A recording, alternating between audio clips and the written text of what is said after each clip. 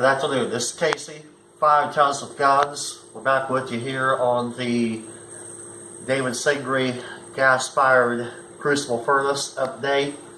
And as you can see, while we have not gotten much done on that, we are still waiting around for that third bag of refractory cement.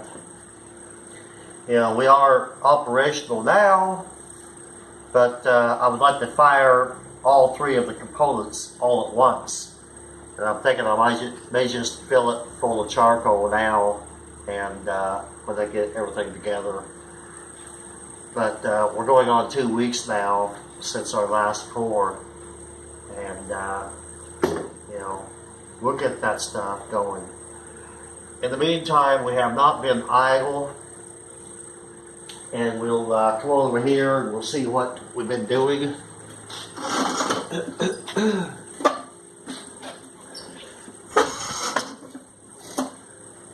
We've been doing the David Gingery, not the David Gingery, but the Vincent Gingery power hacksaw vise. And there's a lot of features that we've added to it. Some obvious, some not so obvious. We've got it working to where you can rotate your crank handle clockwise in order to tighten up the work that you're going to be cutting. See how it clamps your work like that. And yeah,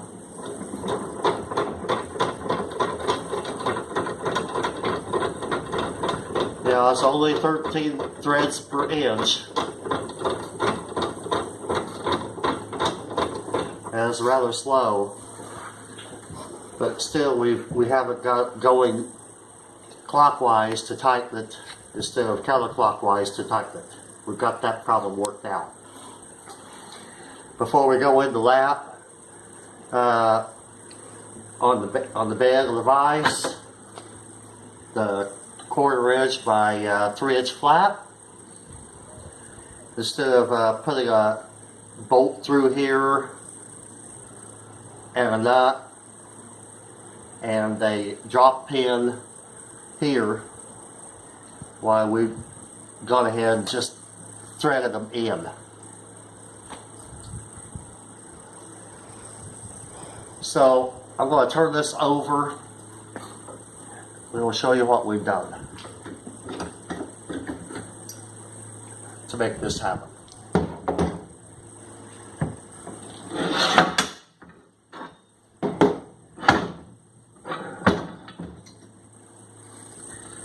Alright, your traveling nut here, they call that the traveling nut in the book.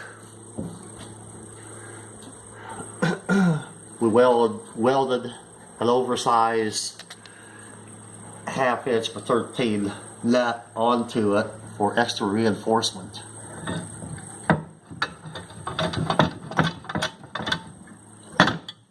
Also, instead of only drilling one side of your 6.5 by 2 inch,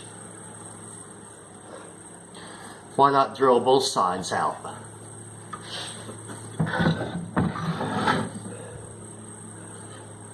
Put a nut on the outside, and I don't know if you're going to be able to see this one, but put a nut on the inside. Let me turn it here, maybe you can see it better now.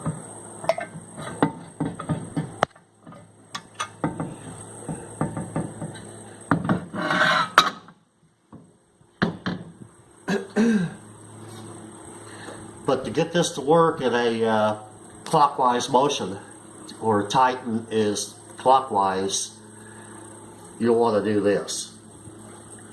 And see how now we've drilled these out to 1/8 inch, and we're going to pin them. You can do that with a cotter key or a roll pin. I'm going to do the cotter key route I don't have roll key pin punches. But here's how that works. You see how this all comes together? You know, you don't have any miter cuts, no 45s. You know, you bring it all together. And we've done a lot of improvements on a really simple design already. And you can see how this action works for you. And also, the original design out of the book, why, you know, we're at 7 inches for your opening on your vise instead of 6.5. So the way we've configured this traveling nut, we've gained 1/2 inch on your vise.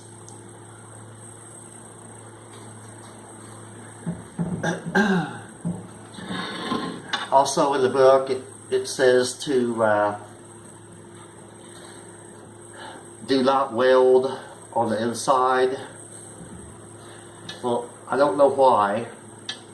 You know, we've tacked welded these 1/4 inch by 3 inch flat plates on here, but I don't see why a person can't you know, tack weld on the inside instead of the outside. And I'm going to go ahead and do that. You know, if you see my welding, you'll probably feel a lot better about yours.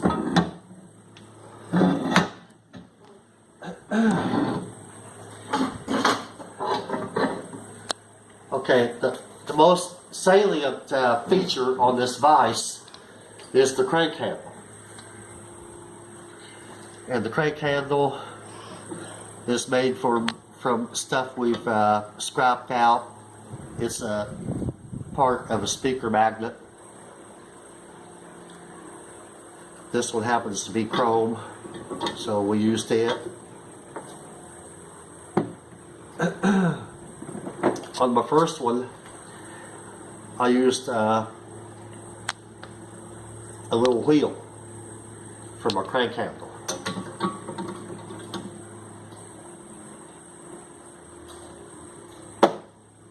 But I found this in our scrap pile.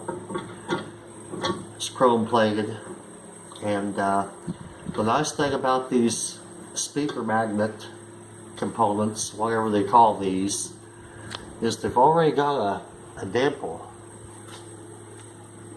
dead center in them. So whatever you're making, you know you're going to be pretty accurate with them. Now for the crank handle, I'll show you how to make those. Also, these speaker magnet components come in various sizes, up and down. But I've found a lot of good uses for them. You saw a video where we drilled a 5 3/2 hole to make an orifice for a little LP gas burner for the David Gingery family furnace. So these are pretty handy to have around. Now back to the crank handles. You can take a ball bearing. This one is 5/8 diameter. Take yourself a 3/8 diameter bolt with whatever kind of threads, however long, and put it on here, and you weld that on there.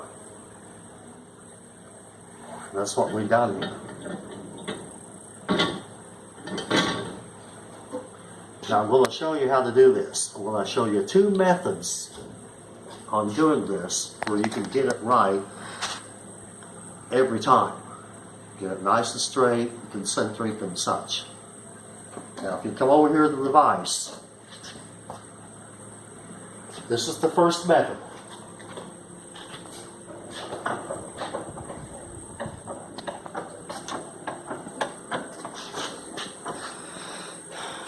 See where these bolts come in to clamp on your jaws?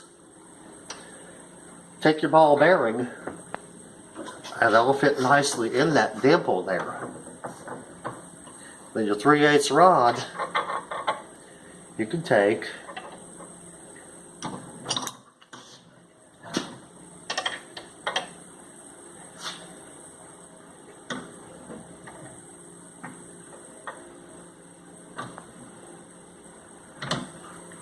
and put that in your other dimple. If we can get a little bit better of a close-up right here, you can see how straight you can get this.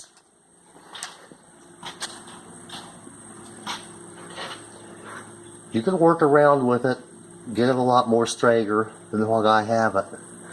But this is a good way to do that. Now, if you don't have the dimples in your vice jaws like this particular vice is, why, I'll show you an alternative way of doing this.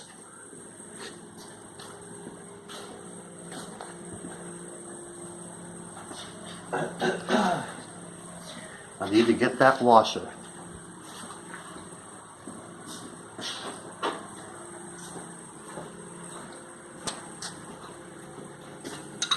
Okay, we'll take this, take a washer here, set your ball bearing in it,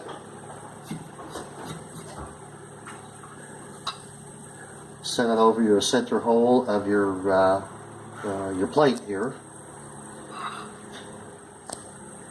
chuck in your 3/8 rod, just kind of hand tighten it a little bit, set this over here, and bring your shuck down over that ball, and then you can take your welder, and some guys can weld all the way around just by turning the chuck. You'll get it. And then after that, well, you can smooth it down in the same chuck with the file. And good speed for that with the file is about 3,000 feet or 3,000 RPM. It's a good way to get your ball centered and you know, make something neat at the same time. Yeah, another little tip. You know, I like to pass on little tips and kinks to you. You know, that's what I like to do. And, you know, show you how to keep things running and stuff like that. Let's just come back out over here and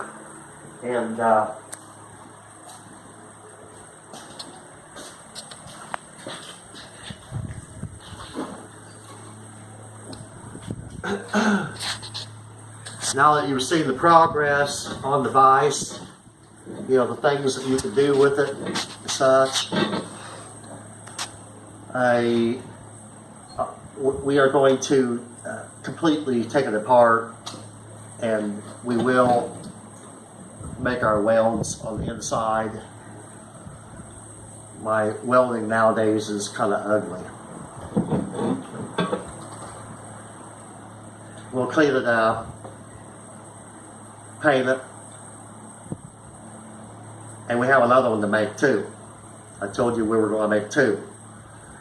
So the next one is one I'm going to keep for around the home shop. I'm going to have 5/8 all thread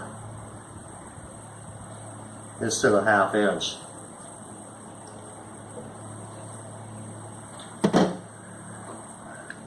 Another thing about the vise is I don't know why he did not go all the way through with the all thread. You know, only 3 more inches of all thread, you could have something like this. Well, we'll see when we put it on the power hacksaw. Being that this is going to cantilever over the front of the power hacksaw, the crank, because it has to, we may have to turn this around and indeed go back to counterclock to tighten and clockwise to loosen, because the power hacksaw makes it makes its cut on the down stroke, on the back stroke. And that might be why they made it where, where the right hand is loosened, and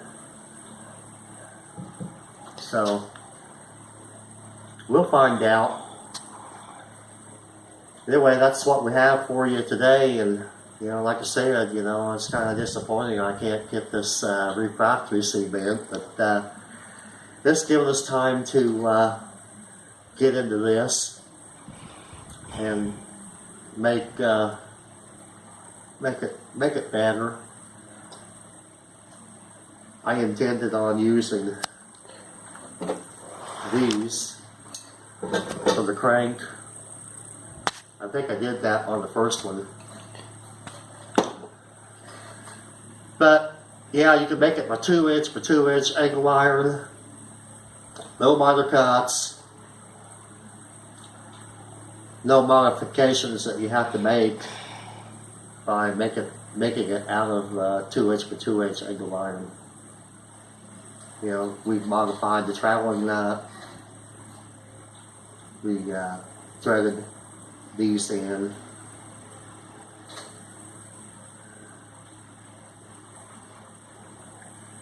Anyway,